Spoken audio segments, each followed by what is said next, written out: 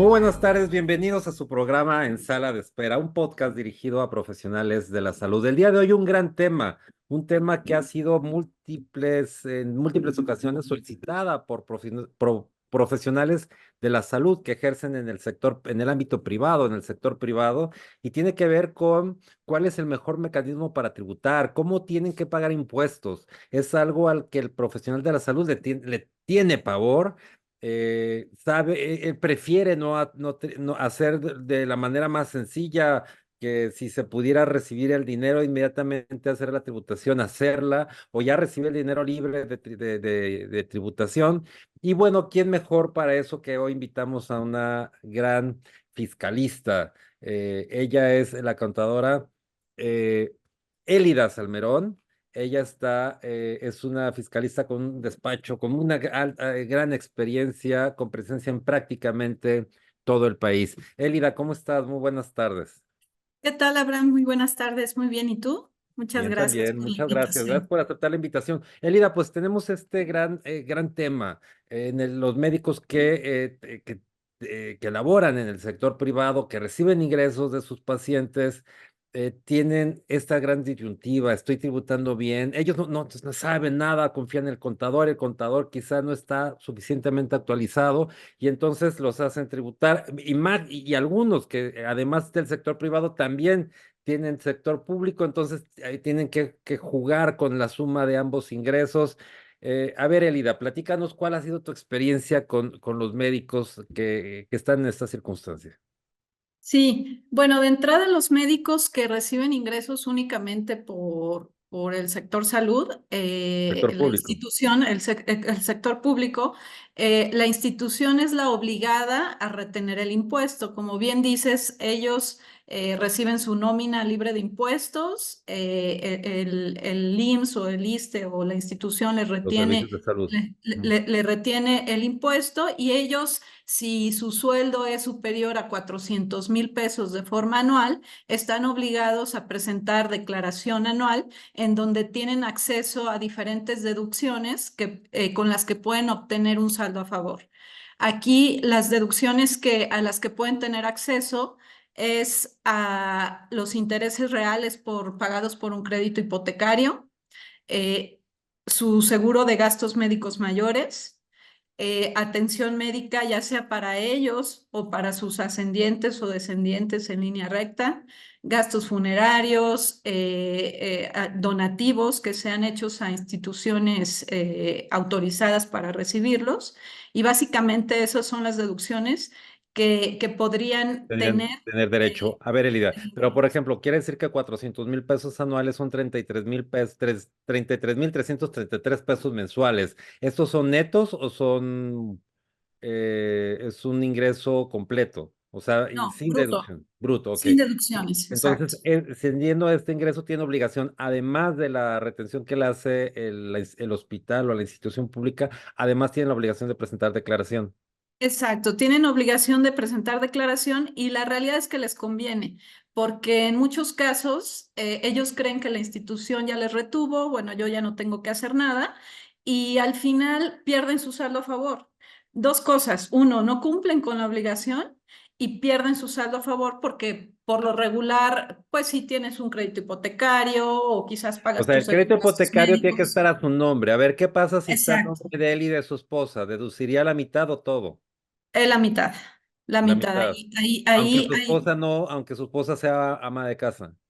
Ahí tendría que hablar con la institución financiera para que el beneficiario de los intereses al 100% de la carga fiscal de la deducción sea quien tiene el acceso a esa deducción. Ahora, eso es régimen general de ley Eso es si para profesionistas. únicamente, si el profesionista, si únicamente recibe ingresos por sueldos, Ahora, ¿qué ¿sí? pasa si recibe mixto?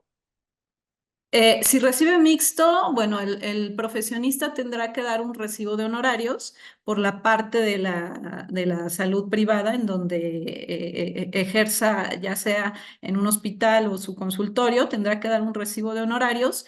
Y aquí hay tres esquemas en donde pudiera tributar. El más común es el régimen de actividad profesional.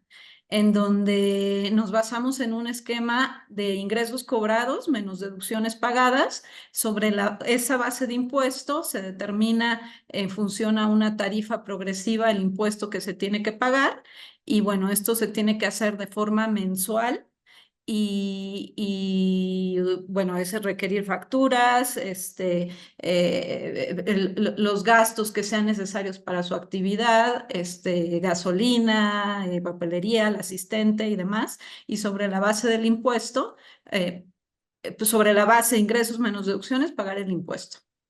De acuerdo. ¿Y qué otras deducciones tiene? Me comentabas gastos funerarios, el tema de gastos de servicios médicos, etcétera. Y a ver, Elida, gran parte de estos ingresos de estos médicos lo hacen.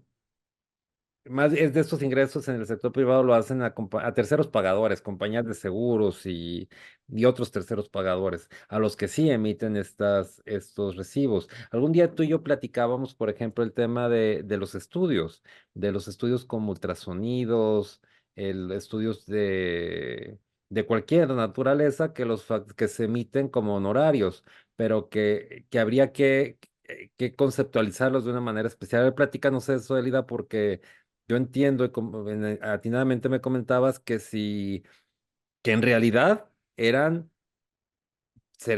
no era un servicio médico, era a ver, platícanos cómo estaba esa Lida. Sí, sí, ahí es en relación al IVA. Los servicios médicos, todos los servicios que Atención proporcionan médica.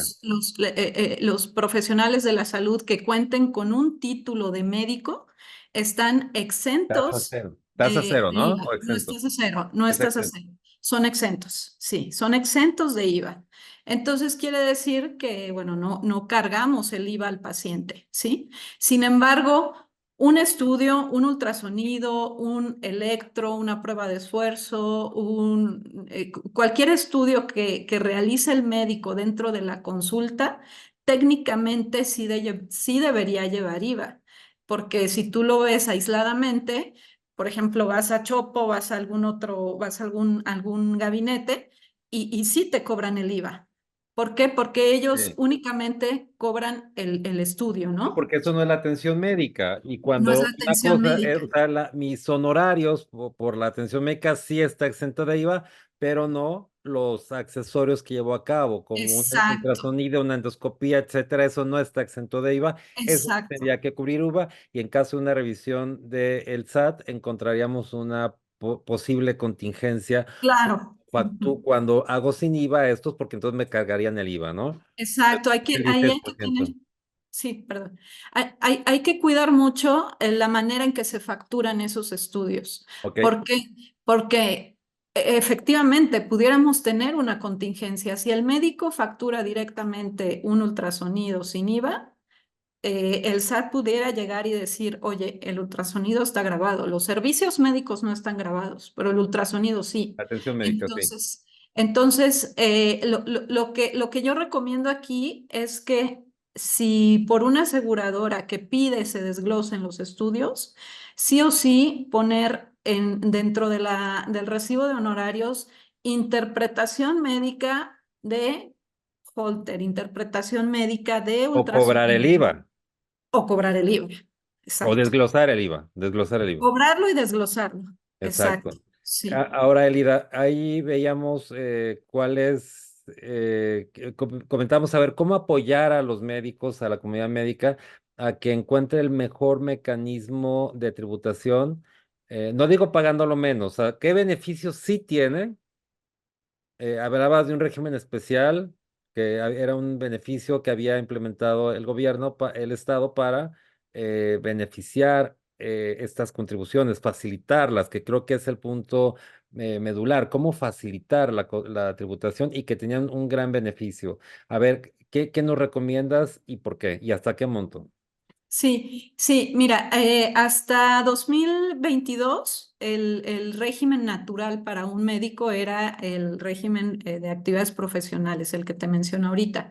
Sin embargo, a partir de enero del 22 nace el régimen simplificado de confianza, que se hace para contribuyentes que tengan, contribuyentes en general, no solo médicos, que tengan ingresos hasta de 3,5 millones al año, que no sean socios o accionistas de una empresa y que adicionalmente no tengan otros ingresos, salvo sueldos o intereses. Esos sí están permitidos.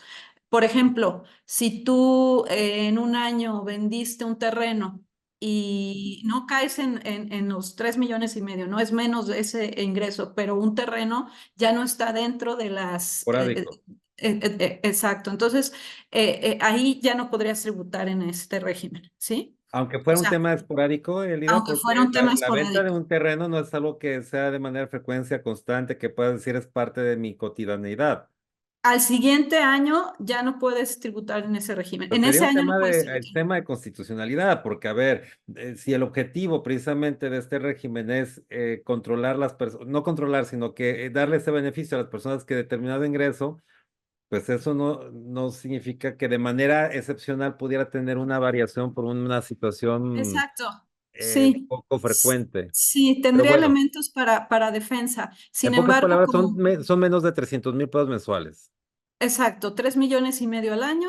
¿Y eh, eso qué beneficio tienen? el beneficio es, la realidad de Abraham es que es un regalo. Eh, A ver, Elida, no, regalo, bueno, es un contra gran un beneficio. Es un gran beneficio contra un 35% que es la tasa máxima para personas físicas en un régimen de actividad profesional. Estamos hablando de un 2,5% de impuesto.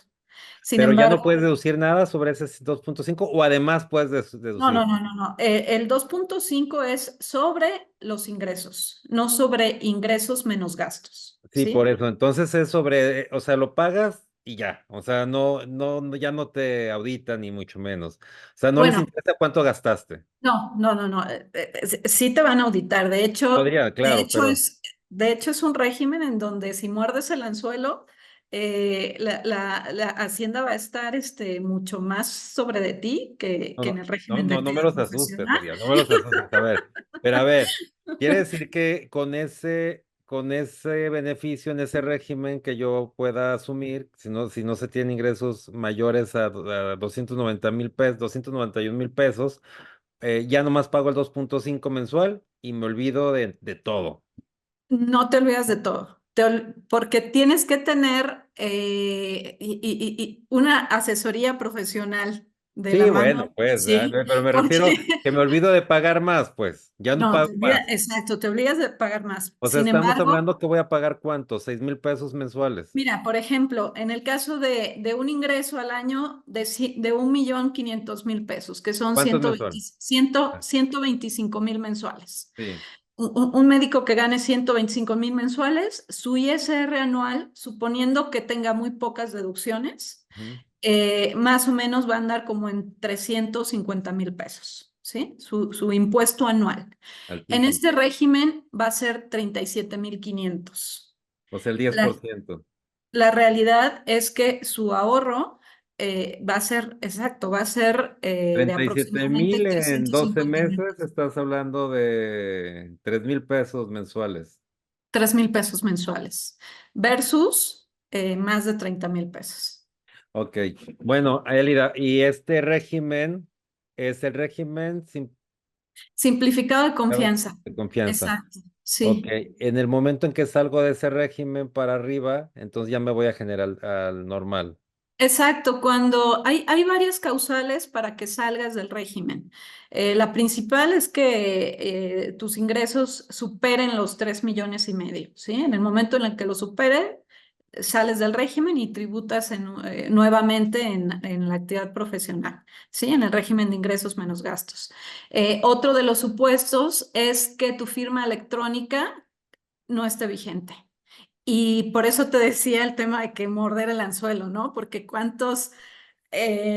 contribuyentes, oye, mi firma electrónica ya no está actualizada, oye, se me olvidó, caducó, ta, ta, ta. Técnicamente, en el momento en que no esté vigente la firma electrónica, ya no podrías estar accediendo a este régimen. Otro de los supuestos es que tu buzón tributario no esté activo.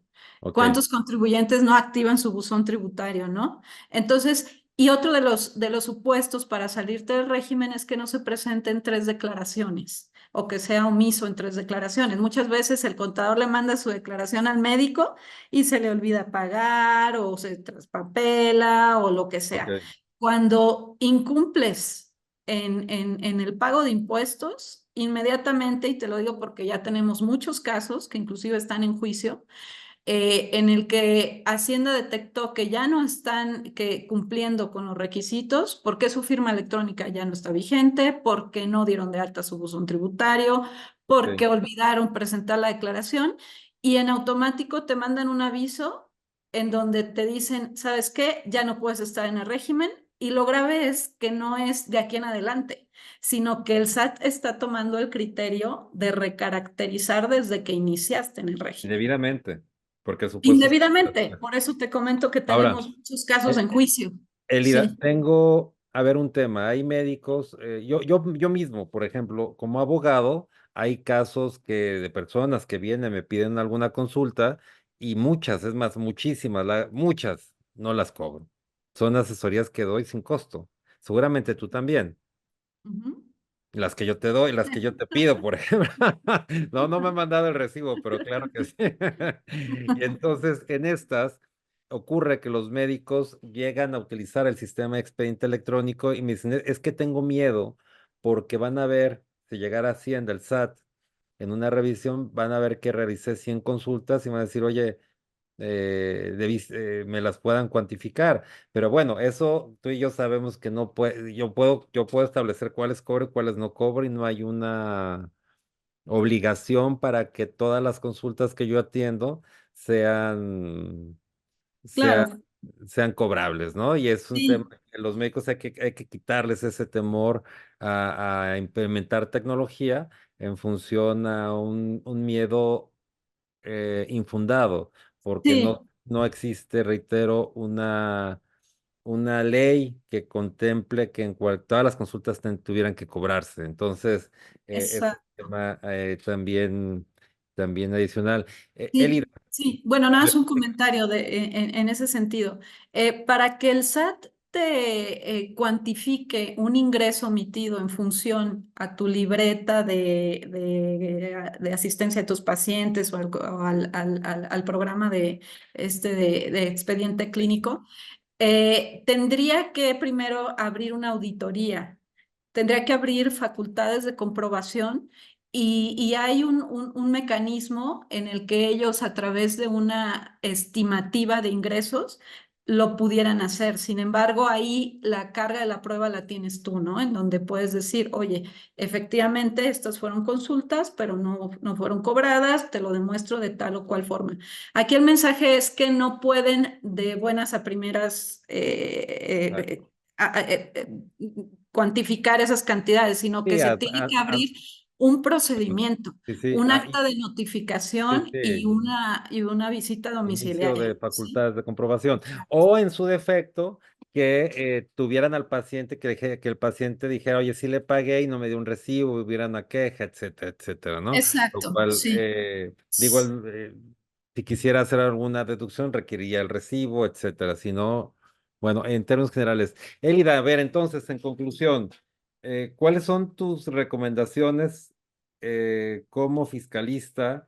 Para que un profesional de la salud del sector y público o privado o de los dos pueda tributar con los mejores beneficios dentro del marco de ley.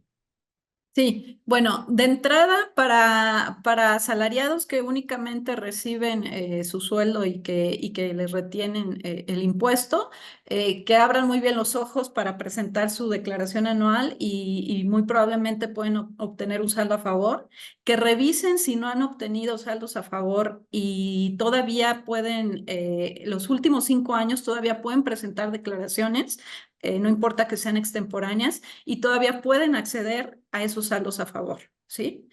Si ahorita se están dando cuenta que no hicieron declaración y que sí tenían un crédito hipotecario y que sí tenían seguro de gastos médicos, pueden presentar su declaración y todavía pueden pedir esa devolución, ¿sí? Para profesionistas que emiten sus recibos de honorario en medicina privada, pues aquí la recomendación es revisar su situación personal de ingresos y de gastos, porque si, por ejemplo, algún médico tiene no sé, una inversión extraordinaria en donde en el año va a tener muchos gastos y que quizás hasta superen a sus ingresos, en ese año a lo mejor no le va a convenir tributar en el régimen simplificado de confianza, porque tributa en ingresos sobre gastos, ¿sí? Aunque el régimen simplificado de confianza sea de mucho beneficio, si no hay base, no hay impuesto. Entonces, en vez de los 37,500 que habíamos hablado, pues puede ser que sea cero, ¿no? Entonces, por eso es que yo te comento que son trajes a la medida. Hay que La medida. revisar la situación de cada persona para ver si le conviene o no. Ahora, si ya lo revisaron y si les conviene, si es un médico que no tiene muchas deducciones y que es una pesadilla obtener facturas y demás, entonces el régimen simplificado de confianza seguramente le va a ser conveniente y hay que estar muy atento en todos los requisitos que se establecen en la ley para poder tributar en el régimen y para que no, que la autoridad no te vaya a sacar del régimen porque te puede sacar no de inmediato, sino puede ser el próximo año, pueden ser en 5 años. Oye, ¿sabes qué? En tal año no debiste haber tributado en el régimen porque me di cuenta que si eras socio de una empresa y presentaste tu aviso, el sistema te dejó avanzar, pero realmente eras socio de una empresa, incumpliste con el requisito. Entonces, recaracterizo todo y si tú no tuviste el cuidado de pedir facturas, no vas a tener ninguna deducción y sobre todo los ingresos va a ir neto el impuesto, va a ir en bruto el impuesto y vas a pagar pues muchísimo, porque además va a ser con actualización y recargos. Entonces, si acceden al régimen simplificado de confianza y todos los beneficios que lleva el régimen, hay que estar muy atento del cumplimiento de las obligaciones y pues de la mano con sus contadores, ¿no? No hay que escatimar en los honorarios del contador, porque la verdad es que sí es mucho trabajo y eso los va a mantener tranquilos para que pues sepan que el contador está haciendo las cosas bien que realmente están seguros de que no van a tener una contingencia importante, ya sea ahorita o en el futuro. A ver, Elida, entonces, si un médico estuviera interesado en que le pudieran apoyar, que se le pudiera apoyar con este tema, habría que marcarte. ¿Te parece bien que sea un beneficio para los médicos de Medical Legal Center que te marquen? Tú nos das tus datos y ya tú le das el consejo, la asesoría y cualquier otro tema, ya lo ven ustedes directo, pero el beneficio de recibir la llamada, atender y hacer un análisis, ese podría ser un beneficio para los médicos que están viendo el podcast y ya todo lo demás, ya ustedes lo verían de manera, como tú dices, de manera individualizada. Claro que sí, con mucho gusto, Abraham. Con mucho gusto, Elida, yo. Ujú. claro, entonces, a ver, nomás recuérdanos tu teléfono o dónde podrían contactarte. Yo lo vamos a hacer una cintilla, pero a ver, recuérdanos. Sí, es 333-968-7119 y al correo electrónico Otra vez. sí, 333 Sí, 968 sí, sí. 7119. Excelente. ¿O al correo? Es almerón@eliberconsultores.com. Otra vez. Es almerón@eliberconsultores.com. De Con acuerdo. I latina y V.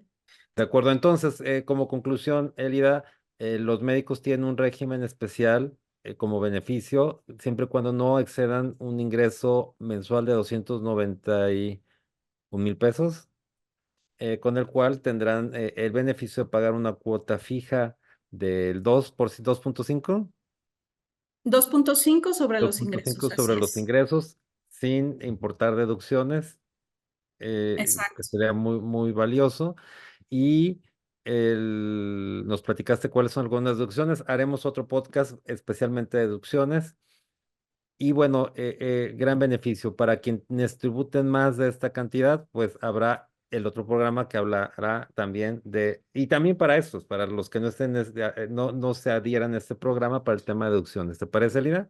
Sí, claro que sí, porque como comentamos, no, inclusive quienes están en este régimen que tributan sobre ingresos, es importante que al menos las deducciones que son onerosas sí pidan factura para que cualquier cosa, ¿no? Más vale tenerlo y no necesitarlo que necesitarlo y no tenerlo. Si en un futuro el SAT te recaracteriza ingresos y deducciones, te dice, no pudiste haber estado en el régimen por X cosa, entonces sí puedes decir, ah, pero tengo mi factura. Entonces es diferente que te determinen el impuesto sobre un ingreso a sobre un ingreso menos una deducción. De acuerdo, mi querida Leida. Entonces así lo hacemos y muchísimas gracias. Esas son nuestras conclusiones. El nuevo régimen para quienes no excedan sus ingresos de 291,000 pesos mensuales es un beneficio y la importancia también de deducciones. Ya tienen los datos de la contadora Elida Salmerón. Nos vemos en el siguiente programa. Este fue su podcast en Sala de Espera, un podcast dirigido a profesionales de la salud. Muchísimas gracias. Muchas gracias, Abraham.